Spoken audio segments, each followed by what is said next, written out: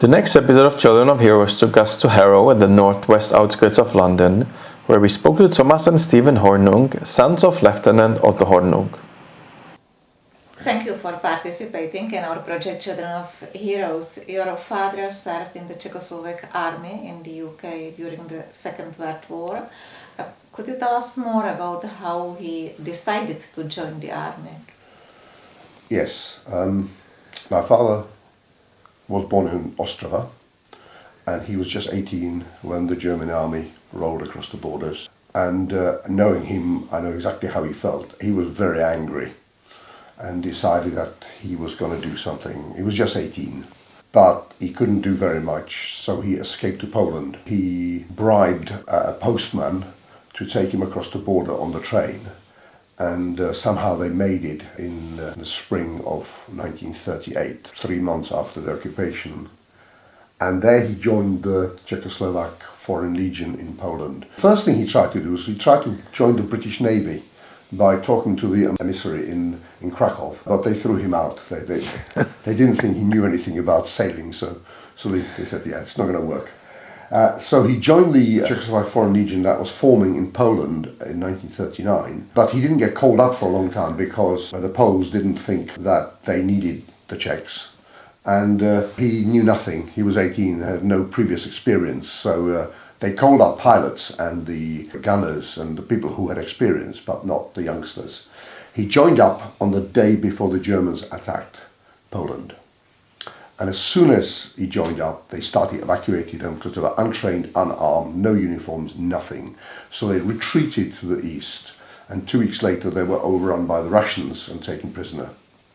And so the whole Czechoslovak foreign region was interned in Russia for about 2 years. And then, very strangely, they started sending out small batches of soldiers to join the Allies. The Russians released them, even though the Russians were still under the Molotov-Ribbentrop Pact, and therefore these were essentially, they were sending combatants to the opposition. He was released in 1942. So he was in about two and a half years in a place called Suzdal, which is an old monastery. And at first they were sending groups of 30 to France, but when France fell, they couldn't do that anymore. So they started sending them to the British Mandate of Palestine. And so they put them on a train to Odessa, and then they took them by ship to Turkey, and then they took them by train across Turkey, just 30 of them, not in uniforms, unidentified, and then they took them by ship from the southern port of Mersin to Haifa. Mm-hmm. And in Haifa, he joined what then became the 11th Czechoslovak Battalion East. It was 11th because they thought they would have 10 others, but they never got 10. So they were just 11. And there were about 651 of them in the east. And they first guarded some camps on the Syrian border because that was French territory. And France by that stage was under Vichy government, so they were the enemy. But they finally saw service in Tobruk. So they evacuated from Alexandria on British destroyers and landed into besieged Tobruk. And that's the famous Czechoslovak action in Tobruk. There was about 650 of them, and they held part of the perimeter of Tobruk against the Italians and the Germans for about 8 months. Our father was very fastidious. He was very clean. He hated being dirty, and he hated not being able to wash. And of course there was no water in Tobruk, so they were rationed for water. And there was an occasion when it actually rained in the desert, which happens like once every 11 years. It's extremely rare. And they were sitting in the front line facing the enemy, and it rained all night, and the whole desert was covered in water. There were pools and lovely, so shiny pools of water. And my father was utterly tempted to go and have a bath. And so he crept out, took all his clothes off, just kept his boots on, and ran down the embankment and got to the water, hoping that he wouldn't be spotted. He was spotted, and the enemy loosed an artillery barrage at him. So he was caught in the middle of this desert, totally naked, just boots, and they were firing howitzers at him. So I asked him, so what did you do? He said, well, I just sat down and I tried to hide my backside between some rocks and waited for it to finish. Because he said he knew that they would only fire a salvo of 4 shells, because he wasn't worth more than that. And if they didn't get him with 4 shells, then that was too expensive to try to waste that much ammunition on one soldier. So the noise stopped, and he had his bath, and feeling rather better, crept back into the lines and never told the officers. He also told me that the Czechs were very skilled. They would go and drag from the desert anything they could find. Cars, machine guns, rifles, ammunition, and they would fix them. By the time they left, everybody was either driving or riding motorcycle or driving something they had repaired. I wrote a book about his exploits, and as I wrote it, I thought, I know so much about my father's history. I was very pleased that the Czechoslovak academic press actually picked it up, and it's published in Prague. So they were evacuated, and then and I think the Czechoslovak government decided that the casualties were a bit too high. I think they lost about 10% of their people. They just couldn't replace the numbers. They didn't have the people to make bigger, more operational battalion, and when they had injuries, they couldn't replace the personnel. They brought them back into Tobruk to act as air defense of Tobruk, and they did. They were attacked by bombers, and they fought back, and they served there until 1943, when the war in the Middle East came to an end. They were then evacuated all the way around Africa, because they had to keep them out of the Mediterranean, and they arrived in Liverpool in 1943, where they joined the part of the Czechoslovak army that was evacuated from France in 1940-41, when France fell. And they became the first independent armoured brigade, 4,500 personnel, just big enough to be a brigade. Again, no reserves, and they shipped to France in June or July 1944, shortly after the D-Day landings. He took part in the siege of Dunkirk. Yes, Czechoslovak soldiers were getting incredibly frustrated by the fact that they weren't put into the fight. And again, they hang around in France in various camps, training and don't know what, doing what. And finally they pushed them forward, and then they basically deployed them around Dunkirk. Because the Allies, they needed harbours to continue their supplies, and Dunkirk was one of them. But in the end, I think they took Antwerp, and so they didn't need Dunkirk. And besides, Dunkirk was so heavily fortified and so heavily defended that an outright attack on Dunkirk would have been too costly. And so they just contained the German garrison. About 2,000-3,000 various units were in there.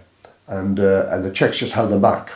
And again, they were frustrated about it because they wanted to be in Prague. So they held the Germans there, and it was a horrible environment because the Germans flooded the whole of that area. So there was quagmire and there was water, and it was just a very difficult terrain. But the Czechs held them. The Czechs weren't strong enough to do that, but there were just about enough of them to prevent them from breaking out. But the Germans probably didn't want to break out. They just kind of had enough. But they harried them. They fought them. They mounted attacks. In November, our father got shot and they took him back, and he then recuperated in England. Was he seriously injured? Yes, he lost his spleen. Yeah. I think the bullet actually went through there, came out here. Yeah. And I said he was very, very lucky that he survived. I mean, apparently he was just left sitting there by the tent where they were operating on people, and one of the doctors took pity on him and saved his life. He was triaged, they thought he had it. So they, I could see what sort of position he was. He was crouching, and so he was hit in the chest, and he came out of his back, so you could see the angle that he was. He was essentially left for dead outside the hospital, but a surgeon came out and just dragged him in and opened him up and saved him. And it's amazing, he managed to live till 92 without his spleen, you know. It just shows you don't need all the bits. So that was basically his wartime career, and he came back to his unit just before the end of the war. after the war he returned to Czechoslovakia and He did. became a famous journalist. He worked for Československých kancelář, CDK. Zemědělské nakladatelství That as was well. later. Yeah. That was like that after he got fired. Yeah. And he was sent to Bucharest, and you went to Bucharest with Yes, him. when we came back, I've learned Romanian while we were there. And my idea was, as a child, you speak to adults in Czech and you speak to children in Romanian.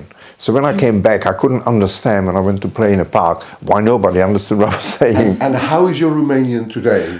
Non-existent. I couldn't say a single word. I mean, it's such a shame because I was fluent. But I suppose at that young age, you just forget it very quickly. So he was recalled in early 1950s. And then as the Slansky trials and the ice-cold Stalinism descended on the country, he was sacked. But eventually he started working for the agricultural publishing house. Then later on he became a journalist on Práce. That's where he stayed until 1967 When we escaped. when we got out. He sent Tom on ahead Yeah. on a trip to England. And we met in France, in And Paris. we met in France. And then my mother, my father and Sorry. I went out with other friends for a holiday and they went back and we were left in France, and then we met up in France and travelled to To Britain. England. Yeah. What did he do in Britain? His passion was Stamps. philately. He was he just loved that. Particularly, specifically stamps of Turkey, the Ottoman Empire. Ugly little things. I've got some I can show you if you want. I'd love to. He became a truly He expert. became expert on them. Particularly the postal history of the Ottoman Empire, which is quite interesting because it was an empire in decline. So, He used to exhibit regularly and virtually all the time, every time won prizes, and, you know. So that was his passion, that was his hobby. And he knew about history as well. And he's also written a book, Encyclopedia of Stamp Collecting, which is translated into a number of languages. How about your mother? He met mother in Haifa. She was just a young girl. She came from Slovakia. There was a party organised for the soldiers who were stationed. The story goes that these three lads who were friends came to this party, and there was sort of a social event. Anyway, there were three of them, three guys, and the two girls met them in the sort of foyer, and they started chatting. And our father was a bit slow. The other guys paired up with the two girls, so he went to get a glass of water in the kitchen, and my mother, was sitting there reading a book, and so as he was getting a glass of water, he kind of noticed this girl reading a book, and she kind of noticed him, and it kind of clicked, and later on the three boys married the three girls in the same ceremony, which I think is wonderful. Yeah. Because they didn't hang about. It was 1944, and you never know what's going to happen next. There were three Czechoslovak soldiers in Haifa, part of the 11th, and the three soldiers married the three girls. In 1945, my parents came back to Prague and settled in Czechoslovakia. My father left the army in 1946. He did actually have a spell with the Americans, but in the end of the war and leaving the army, he accompanied Patton's Third Army as they made their way through Germany. And he was acting as liaison officer with them. His speciality was languages. He spoke about 5 of them. Six or even 8. He was educated in German, so his German was absolutely flawless, as was his English. He spoke And Hungarian. Well, he spoke some Hungarian. Didn't need a lot of that. But French. He was a linguist, basically. That was his. I mean, at home, when they didn't want us to hear what they're talking about, they would switch into German Or Hungarian. and subsequently, obviously, I started understanding. You were born in Czechoslovakia. That's right. And grew up in the communist regime. Yes. Was it difficult for you to move to England and to start your new life there? It was a big transition. The thing is that when you live in a country, even under communist oppression, you don't realize, you don't know, you just get on with your life and things are what they are. It's not until you actually change and you see the other side of it that you realize that you've been oppressed. And when I came here in 1967, it was a mental shock for me. You felt suddenly extremely isolated, didn't have any friends. Initially, we didn't have our own place to live in, so by the time I sort of united again with the family, I was fairly mentally a wreck. And then obviously I slowly adjusted to life here, and build a life which is reasonably successful, I think. I joined MFI, working in the stock control, worked my way up, worked for MFI for 25 years as a supply chain manager, then got a job at Wix as supply chain manager, retired at the age of 60, and then started helping my wife running her childminding business. In fact, I got registered as a childminder and I was graded outstanding from Ofsted. Yeah, so I was one of the very, very few male childminders, and even fewer that were actually graded as outstanding. I still help my wife, I do the cooking for the children, and just make myself busy and spend my time painting when I've got time. I mean, those are my paintings here. The house is full of them. If you look at the corridor, there are pictures all up the wall, and in fact I've got a studio upstairs if you want to see, with a few of my paintings. Yeah, I mean, this one is my painting as well. You were also born in Prague, I was, but yes. Moved to England with your family at the age of 13. That's right, yes. Was it difficult for you? Not as difficult as for Tom. I was young enough to go to school in this country. The big thing was to learn the language quickly, which I did, we all did, and so I had it easy in that respect.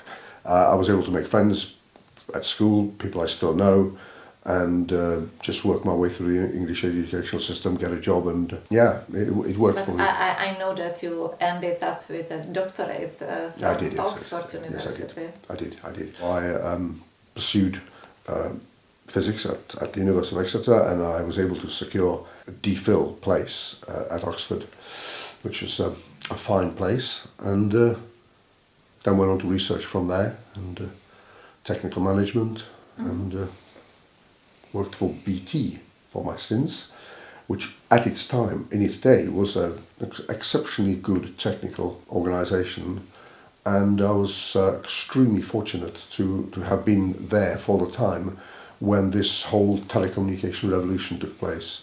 And I've got my fingerprints over some of it as well, so I'm very proud to have enabled, as a contributor to the sort of broadband programme, access networks and core networks, which have given us internet. Enjoy that. Your biggest hobby is flying. I absolutely love flying. I have a share in an ancient Piper Super Cub, which is an ex-Dutch Air Force support little plane. They use them for hopping from field to fields. It's a little light thing, and I kind of buzz around the Suffolk countryside, generally causing a little bit of noise and trying to stay out of other aeroplanes' way. A question for both of you. How has your Czech heritage influenced your lives? I like beer. There you are. No, There it is. that's only a joke. It's not a joke. It's an important part of our heritage. Yeah, it is an important part of our heritage. No, you have a different outlook on life. People here are not the same as they are in Czech Republic. I suppose I inherited some of the culture and my outlook on life. You know, it's easier, it's more bohemian art that influenced me. Actually, the communist regime in Czechoslovakia has influenced some of my paintings. I'm very proud to be Czech. Yes, so am I. Not many of us are there. There's only about 10 million, or 11 million now, isn't it? 10 Yeah, and a half. thereabouts. So it's a rare language, really. It's got its own customs, beautiful architecture, beautiful countryside. I love going to Prague. Yeah, it's our second home. That's where we go. It's very difficult to get the culture out of it's what you're born with. So in my head, I'm English. In my heart, I'm Czech.